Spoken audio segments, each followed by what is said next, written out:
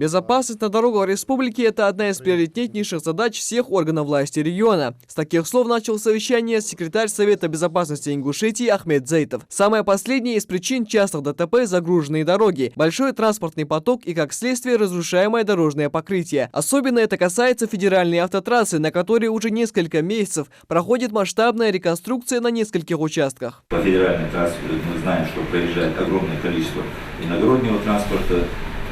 И вот те заторы, которые у нас возникают, небольшие, будем говорить пока, по крайней мере. В основном это на кругу Магаз, вот здесь на повороте. Там сразу же при свороте со стороны города Магаз в сторону Назрани по федеральной трассе. Там необходимо отремонтировать участок буквально там около 80 метров, по-моему, протяженности, до 100 метров будет говорить так. Там очень сложная ситуация, потому что в основном по федеральной трассе передвигаются большегрузные фуры. И вот эта дорога, которая она уже разъеденная, будем говорить так, что, хотя неоднократно там и накладывали, я видел, и асфальт, но тем не менее там нужно принять меры. Только за последние дни на федеральной автодороге зарегистрировано несколько случаев ДТП. Это связано с тем, что на время реконструкции на некоторых аварийных участках отсутствуют специальные знаки и дорожная разметка, указывающие водителям переход на тот или иной участок, где уже проложено асфальтное покрытие. Либо на месте проводятся ремонтные работы, и проезд в этом направлении ограничен. Если они и есть, то порой установлены с нарушениями. Разметка, она должна быть, в том числе вот эта временная разметка, быть четкой, она должна быть понятной для водителей, для того, чтобы мы не получили вчера, завтра или в последующем дорожное происшествие вследствие каких-то проблем с организацией дорожного движения на этих участках. Поэтому пока мы вот таким образом путем переговоров вопросы решали, но не хотелось бы, честно говоря, прибегать к каким-то мерам административного воздействия.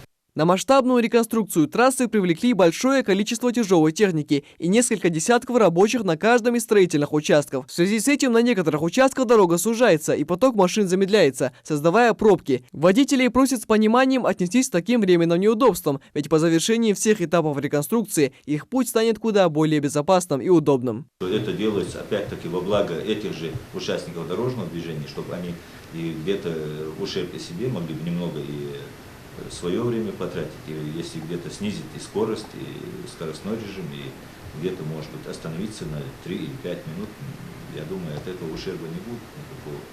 Просто, чтобы люди увидели, что вот есть такие сложные участки дороги, где им необходимо самим участникам дорожного движения обращать на это внимание и быть более аккуратными и осторожными.